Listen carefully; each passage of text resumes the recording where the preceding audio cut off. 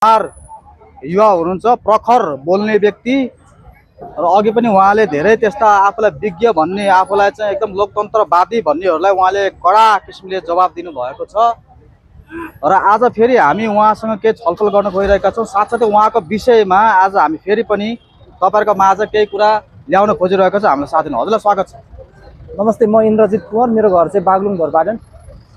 हजुर, तपाईँलाई के लाग्छ? अहिले लोकतन्त्र दिवस भनिरहेका छन्, प्रजातन्त्र दिवस भनिरहेका छन्, यसलाई तपाईँले कसरी हेर्नुहुन्छ?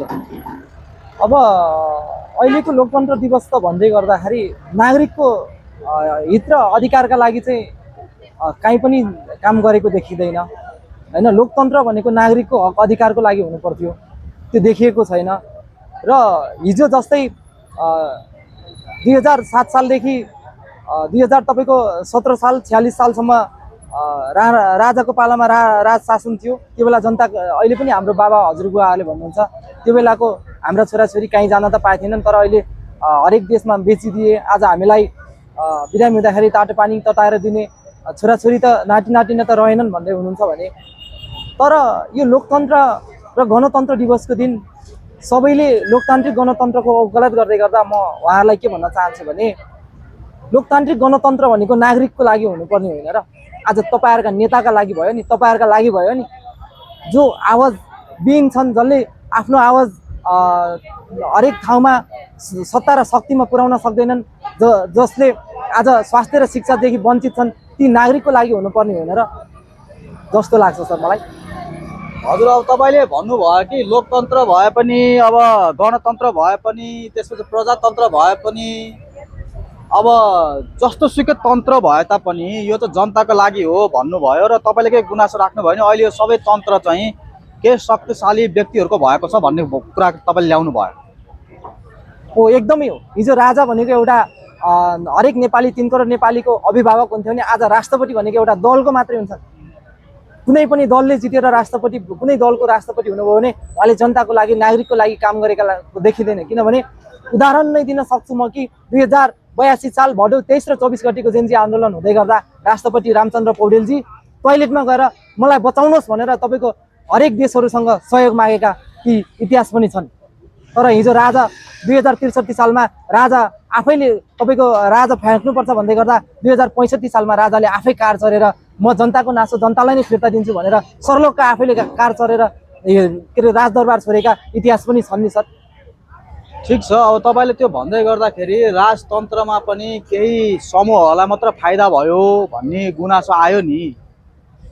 राजतन्त्र पनि केही समूहको मात्र भयो, राजालाई पनि केही समूहको मात्र बनाउन प्रयास गरे। राजा त एक प्रकारले किडन्यापमा परे, आफूलाई जे मन लाग्यो त्यही गर्न सकेनन्, सम्पूर्ण जनतालाई समेट्न सकेनन् भन्ने कुरा आइरहेछ नि त। हो, केही त्रुटि हुनसक्छ सर। त्यो सबै राजा पनि सबै ठाउँमा ठिक हुनुहुन्थ्यो होइन, सबै सत्य गर्नुभयो, गलत काहीँ छैन भन्न मिल्दैन। काहीँ चुक्नु भयो होला, किनभने जनतालाई सबै चित्त बुझाउन सके भए जनताको अभिभावकै बनेको भए आज हरेक नागरिकले 2063 साल जेठ 19 गते ज्ञानेश्वर देशश्वर भन्दै गर्दाखेरि उहाँले, तर 19 जना मर्दै गर्दाखेरि मेरो नेपाली नागरिक मर्नु हुँदैन, मैले बरु मेरो राजगद्दी त्याग्न तयार छु भनेर त्याग्नु भयो हो। गलत थियो होला, सबै कुरा सत्य थिए पनि हामी भन्न चाहन्नु। तपाईँले राजाको बारेमा धेरै कुराकानी गर्नुभयो। अब तपाईँले चाहिँ कुन राजालाई अहिलेसम्म भेट्नु भएको छ? राज परिवारलाई, हिमानी शाहलाई भेट्नु भएको छ कि छैन? मैले इतिहासमा पारस शाहलाई भेट्नु भएको छ कि छैन? अहिलेसम्म तपाईँलाई म हिमानी शाह, राजा ज्ञानेन्द्र वीरविक्रम शाह र युवराज पारस शाह र युवराज हृदेन्द्र शाहलाई भेटिसकेको छु। मलाई जहाँसम्म लाग्छ नेताभन्दा एकदमै सही मार्गमा राजाहरू हुनुहुन्छ, जहिले पनि देश र जनताको माया छ उहाँप्रति। जति नेताहरूलाई देश र जनताको त माया छैन, उहाँहरूले त आफू कसरी बनिने होइन, आफ्नो छोराछोरी कसरी सेटल गर्ने छ भने राजालाई कहिल्यै पनि त्यो छैन। देश र जनताप्रति माया छ। मेरो देश राम्रो भइदिए हुन्थ्यो, मेरा जनताहरू हरेक नेपालीहरू आफ्नै देशमा बस्दै हुन्थ्यो, विदेशमा जति पनि युवाहरू विदेश गएका छन् आफ्नै देशमा स्वरोजगार भइदिए हुन्थ्यो भन्ने उहाँहरूको धारणा चाहिँ बुझिसकेका छौँ र उहाँहरूप्रति चाहिँ एकदमै देश र जनताको माया छ। हजुर, अब एउटा मुख्य घटनातिर हामी लाग्यौँ। आज लोकतन्त्र दिवस पनि हो। अब लोकतन्त्रलाई राजाले पनि सपोर्ट गरेको हो, तर अहिले पछिल्लो समयमा चाहिँ लोकतन्त्रलाई चाहिँ राजा विरोधी बनाइयो। लोकतन्त्रलाई त्यस्तो प्रकारले चाहिँ अहिले कतिजना मान्छेले परिभाषित गराइरहेको छ। के लोकतन्त्र राजा विरोधी तन्त्र हो त? यदि राजा विरोधी तन्त्र हो भने महेन्द्रले त पछि पञ्चायत सिस्टममा ढाले, तर पछि जो व्यक्ति आएका थिए, वीरेन्द्र भए, ज्ञानेन्द्र भए, उनीहरूले त लोकतन्त्रलाई प्रजातन्त्रलाई त प्रशंसा गरेका थिए नि। तर त्यही प्रकारले जनताले बुझेनन्। जब नेपाली जनतालाई लोकतान्त्रिक प्रजातन्त्र ल्याउने नै राजा थिए। हजुर। तर लोकतान्त्रिक प्रजातन्त्रलाई फ्याँकेर यो विदेशीवाद लोकतान्त्रिक गणतन्त्र बनाइयो। त्यस पछाडि नेपाललाई सक्ने काम हरेक तपाईँका सन्धि सम्झौता गर्ने, नेपालका हरेक सीमा क्षेत्रमा तपाईँको नेपालको जमिन बेचेर खाने, अनि नेपाली जनतालाई चाहिँ भरम छर्ने, हामी सिङ्गापुर बनाइदिन्छौँ, हामी त कहाँ नेपाललाई यस्तो गरिब बनाइदिन्छौँ र नेपालीहरू समृद्ध नेपाल सुखी नेपाली हुन्छ भनेर यो तपाईँको भरमको खेती गरेर आज नेपाली जनतालाई यो लोकतान्त्रिक प्रजातन्त्रबाट लोकतान्त्रिक गणतन्त्रमा जब मुलुकलाई लियो, त्यसपछि मुलुकले कहिले पनि शान्ति पाएन र हरेक नेपालीहरू आज मेरा हरेक युवाहरू, म जस्ता युवाहरू, होनार युवाहरूले आज देश हरेक दिन 2000 देखि 3000 युवाहरूले छोड्नु परेको छ। त्यो त तपाईँहरूले नि देख्नु भएको छ नि पत्रकार साथीहरू। हजुर, तपाईँले लोकतन्त्र प्रजातन्त्र कुराकानी भयो, तपाईँले लोकतन्त्र गणतन्त्र कुराकानी गर्नुभयो। भन्न खोजेको यस बिचमा के फरक छ?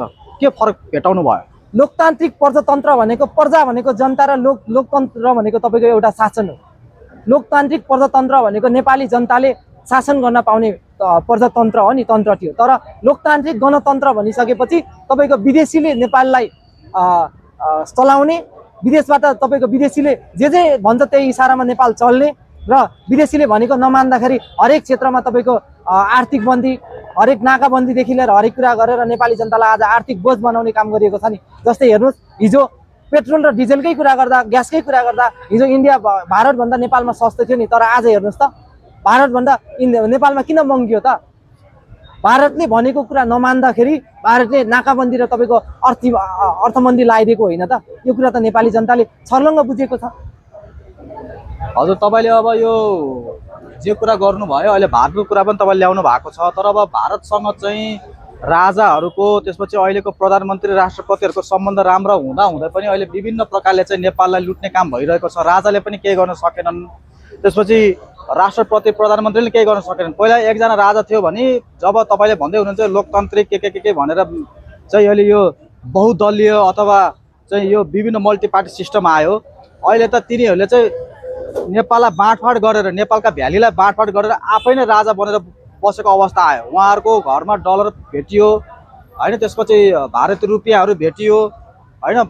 तपाईँ काठमाडौँमा चाहिँ काङ्ग्रेसको राजा रहेछ, ललितपुरमा चाहिँ प्रचण्ड जो चाहिँ माओिस्टको एउटा राजा रहेछन्, त्यसपछि भक्तपुरमा तपाईँले पाउनुहुन्छ कि एमालेको राजा भेटियो, अरू नयाँ नयाँ राजा भेटियो। यस्तो छ, 2065 सालसम्म चाहिँ राजा ज्ञानेन्द्र एकजना राजा हुनुहुन्थ्यो नेपालमा। जब लोकतान्त्रिक गणतन्त्र आइसकेपछि, राजा ज्ञानेन्द्रलाई राजगद्दी परित्याग गराइसकेपछि यहाँ हजारौँ छोटे राजा जन्मिए। प्रदेश संरचनाका नाममा देशलाई सात विभाजनमा बाँडियो, 7 भाग बनाइयो, 7वटा देश बनाइयो नेपाललाई। 7वटा प्रदेश भनेको 7वटा देश जस्तो बनाइयो। हरेक ठाउँमा नेपाली जनतालाई करको दायरा बढाइएर धार सिक्ने काम गरियो। तर नेपाली जनताका छोराछोरीले पढेका छन् कि छैनन्, शिक्षित छन् कि छैनन्, कहाँ शिक्षाको कमी छ, कहाँ स्वास्थ्यको कमी छ भन्ने कुरा चाहिँ हेरिएन। हरेक शिक्षा तपाईँको प्राइभेट बनाइयो, निजीकरण गरियो, हरेक स्वास्थ्यमा निजीकरण गरियो। तर आज नेपाली जनताले त्यो बुझ्नु भएन। र अहिले पनि नेपाली जनताले के चाहेको छ भने जनमत सङ्ग्रह चाहेको छ नि त।